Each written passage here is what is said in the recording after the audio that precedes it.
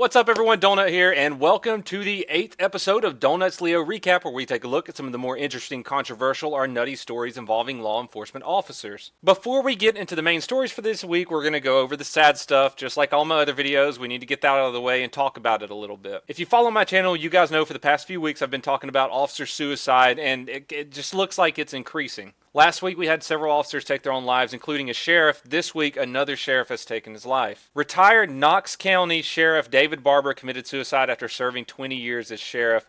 Sheriff Barber was thrown into the national spotlight in 2010 after his agency solved a triple homicide involving a suspect killing 2 women, an 11-year-old boy, dismembering their bodies and hiding them in a tree. Basically, the sheriff is a hero. Of course, we don't know the details behind what caused him to commit suicide, but he took his life this week. I just want to say to his family and friends, you have my deepest condolences. Everyone send your thoughts and prayers to them. It looks like he was a highly respected sheriff. Everyone liked him. And, you know, as we talked about last week, the pressure can get to anyone, whether you just be starting on the police force or you're a sheriff like he was for 20 years. I'm going to put some links in the description again of people you can call if you need to talk to someone, including me. You guys know I'm always there, donutoperator@gmail.com. Our first story for today comes out of Detroit, Michigan. Video has been released showing a vehicle chase turned foot chase turned freaking awesome.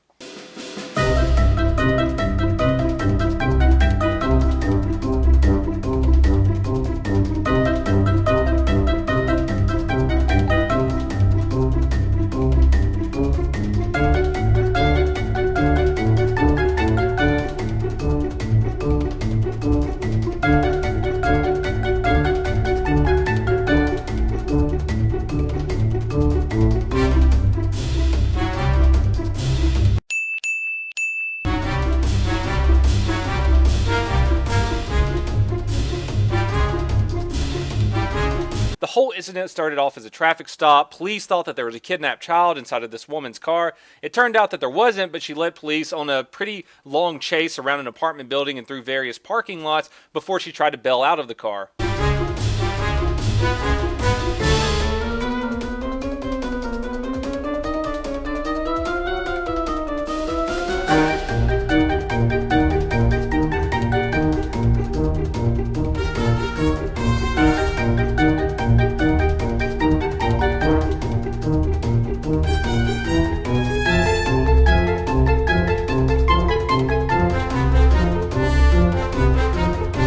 Unfortunately for the suspect, a 5-foot-tall Hamtramck police officer wasn't about to let that happen. It turns out the woman had no real reason to run for the police, and she was submitted for a psychiatric evaluation. And next up, we have another crazy video for you guys. This is Lieutenant William Weldon of Bradenton, Florida. He confronted a burglary suspect inside of a local Florida business. Lieutenant Weldon holstered his weapon and went hands-on with the suspect.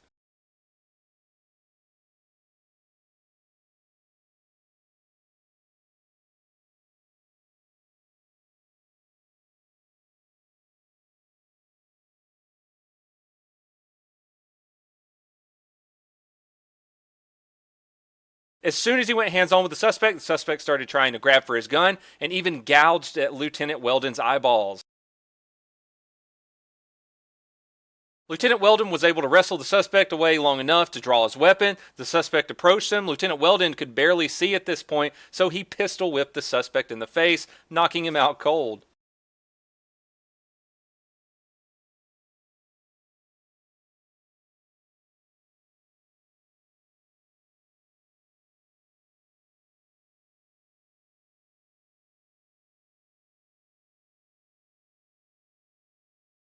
Got another high-speed video, this time out of San Diego, showing police capturing a suspect who walked up to another man. They didn't know each other, but the suspect took a rock and bashed the man in the head with it. San Diego police showed up, chased the guy. He was on the other side of a fence, but he decided to surrender, and he had a little trouble getting over to surrender.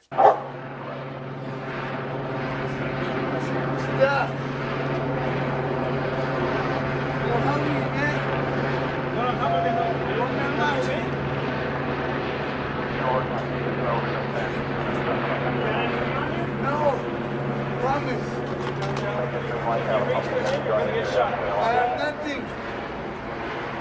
My kids. Just grab his leg. Yep, just leg. Ow! Ow! Are you serious? Really? down. Face down. You're on your stomach. An Oklahoma City police officer is suing a Taco Bell after he ordered a quesadilla in uniform, consumed it, and had to be treated for severe burns in his throat and mouth. Officer Byrne with the Oklahoma City Police Department stated that after the person at the window took his order, he went over to two men employees and said something to them. They all looked over at him and started laughing. That's a sign that you should probably get your money back and drive off. Less than 2 weeks after eating the quesadilla, Officer Byrne developed appendicitis and needed surgery, which his doctor said could have been caused by the tampering of his food. After further investigation, it was discovered that the quesadilla had cologne and some type of spicy sauce on it. It was also discovered that 2 of the 3 men who laughed at him while they were making his food were convicted felons. I'm guilty of ordering food in uniform before where I can't see them prepare it and when I'm in a hurry or something like that, but in this day and age, it's really not worth the risk. Order from somewhere where you can see your food being made or just brown bag that shit. The Pittsburgh Post-Gazette reports that the ACLU of Pennsylvania wants Pittsburgh school resource officers to be unarmed while working. Harold Jordan, senior policy advocate of the ACLU of Pennsylvania, said that having guns in school sends a negative message to students. He said it makes them feel like suspects and that arming police officers does not make schools safer. Jordan wrote, having an armed officer stationed in schools has neither prevented nor stopped active shooters incidents. Well, that's a big load of poop. In 2013, at the Arapahoe High School shooting, Carl Pearson entered the school with a shotgun, machete, 3 Molotov cocktails. His 82nd violent rampage was quickly ended when he shot himself after being confronted by an armed school resource officer. In 2014, at Troutdale High School, Jared Padgett entered the school with an AR-15 and 9 loaded magazines. His attack was ended when he shot himself in the middle of a gunfight with the armed school resource officer. In 2016, a Mountain View High School student brought 5 knives to school and started stabbing other students. When cornered by an armed school resource officer, he stabbed himself and was taken into custody. And of course, last year at Ohio State University, Officer Alan Hirujko stopped a terrorist attack. Unfortunately, though, shortly after, he drowned in puss. This, of course, is only a few examples of how a school resource officer who is armed has stopped mass shootings and other active shooter situations. Personally, as a father of a daughter who has been in a school shooting before, I can say that I'm super happy there's a resource officer at her school now. You see, people like me who live in the real world know that there are sick people out there who are willing to walk into schools and kill anyone and everyone for no reason at all. A $65,000 reward has been issued for information leading to the capture of a man who assassinated Assistant Chief Greenwood of Baytown, Texas. As Greenwood parked and exited his vehicle, an unknown person walked up and shot him twice with a 9mm handgun. One of the rounds hit his vest and the other struck him in the neck. As backup arrived, Greenwood pointed in the direction his killer fled and collapsed. He was airlifted, but unfortunately succumbed to his injuries. To his family and friends, you have my deepest condolences. Assistant Chief Greenwood spent most of his career fighting police and political corruption. It is believed that the person who killed him could have been one of the people he targeted in the past. Congressman Clay Higgins, also known as the Cajun John Wayne, released a video this week showing the dangers some Border Patrol agents are facing. This video comes from what some say is a false narrative of defenseless immigrants being shot for throwing pebbles at Border Patrol agents. The Mexican border is about 50 yards to my right here. Look at the terrain behind me, it's full of rocks. The next time you see a liberal reporter complaining about Border Patrol returning fire on some poor illegal immigrant throwing little pebbles at them, you understand? That's not what they're throwing. They're throwing this, all right? So if you don't think this is a lethal weapon, you obviously haven't read the Bible very much. Look at this vehicle right here. Look how these men have to equip their vehicle. Look at this. They had to design this and build this. You don't buy this at a cop store. Agents had to figure this out and design it and weld it themselves. Look at this vehicle.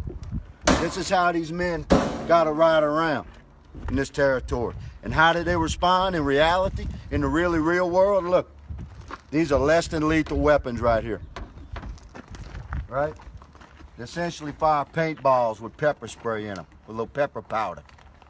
Now, if I'm a border agent and somebody's throwing this at me, and I'm in danger of losing my life with this, I'm returning fire with a Glock. You can think what you want about that. Thank you very much. Congressman Higgins resigned last year from the St. Landry Parish Sheriff's Office after public outcry following some of his viral videos where he calls out gang members and criminals by name. The Gremlin Street Gang is responsible for hundreds of violent crimes, murders, armed robberies, witness intimidation, burglaries, drug trafficking, extortion, and brutal beatings. We've arrested 10 of these thugs and have warrants on 7 more. Every one of these animals is most definitely armed and dangerous. Darren Carter, Aaron Carter, Travis Cooper, Cody Guidry, Jaron Diggs, Kirkland Demichet, and Jonathan Landry.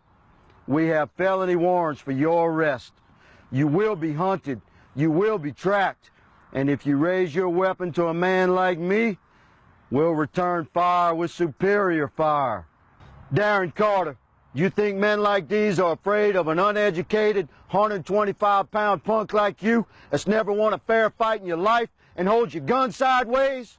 Young man, I'll meet you on solid ground anytime, anywhere, light or heavy. Makes no difference to me. You won't walk away.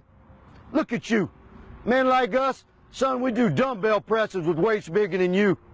And the convicts in jail, most of those men are good people who just found themselves crossed with the law. They're not evil, and they don't respect you or any punk like you. They'll toss you around like a rag doll. I encourage every citizen watching this to look into your own heart and find the American courage that conquers all evil. I implore you to listen to this message and stand up. Take back your streets. Take back your country. Come forward with information about these heathens that have terrorized your community. And for those who would use this message as a way to create false racial division in our country, take a close look behind me. Standing next to every cop is a leader of our black community. This is not about race. It's about right versus wrong. One last message to the gremlins. You don't like the things I've told you tonight? I got one thing to say. I'm easy to find. Why any law-abiding citizen would have a problem with that video, I don't know. I'm pretty sure I've talked about this in the past 5 recaps, but Florida State Attorney Aramis Ayala is back in the news again. State Attorney Ayala gained nationwide attention last month after she refused to seek the death penalty for murder of Markeith Lloyd. If you're new to my channel or you haven't seen this yet, Markeith Lloyd killed his pregnant ex-girlfriend, then executed Officer Deborah Clayton in cold blood. State Attorney Ayala said that during my tenure as a state attorney, I will not seek the death penalty for anyone. Because of her hissy fits she's been throwing the past month, Florida State Governor Rick Scott has decided to take 21 other first-degree murder cases from State Attorney Aramis Ayala. Amazing job, Governor Scott. I always love these videos because it happens quite often. I'm going to make a video about it soon. But a group of Harvey, Illinois drug dealers thought it would be smart to post a video on YouTube showing off their guns, their fat stacks of cash, some drug transactions, and bragging about how they've been killing pit bulls. In this video given to us by Harvey Police and posted on YouTube, police say 24-year-old gang member Ivory King, also known as Monk, boasts about having a gun while on house arrest. King also brags about dog fighting, one of the dogs dying during a fight, and the pit bulls on the property. Yes, all pits and blues, Brindle, little brown red nose, 2 boys, 1 girl. One of them died the other day. Damn, R.I.P. what happened? She the fighting. This social media video led Harvey Police to execute a search warrant, leading to an early morning raid at the house. If individuals want to use social media and conduct criminal activity, I would continue to encourage it. Thank you.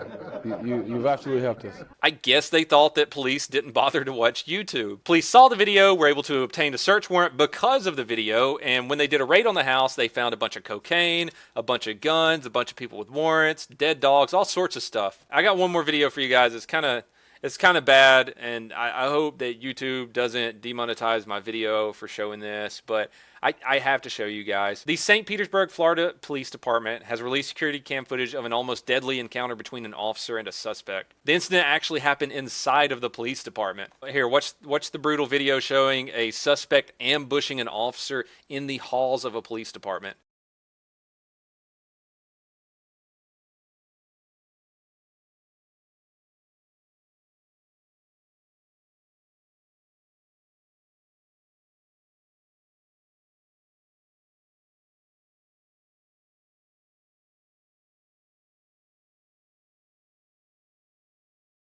We've talked about this on the channel before. I have a breakdown of it somewhere. It is the shooting of Oregon State Trooper Nick Cedarberg. Nick Cedarberg was ambushed and shot 12 times on Christmas night, spent a long time in the hospital, and was just released recently. Trooper Cedarberg's hometown team, though, the Portland Trailblazers, decided to honor him Friday night. Be careful with this clip because there has to be some onion-cutting ninjas still lurking about from last week's recap.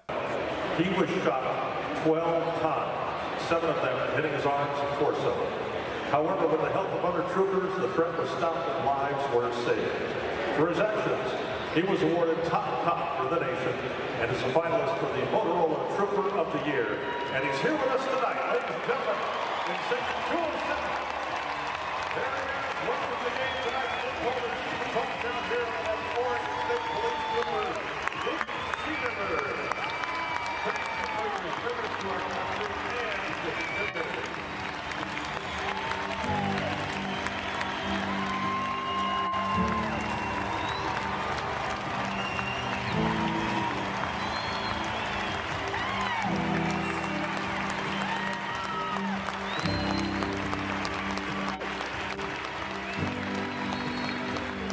That concludes the 8th episode of Donuts Leo Recap. Everyone, thank you for watching. I'm going to be streaming tonight at twitch.tv/donutoperator. Have an amazing weekend.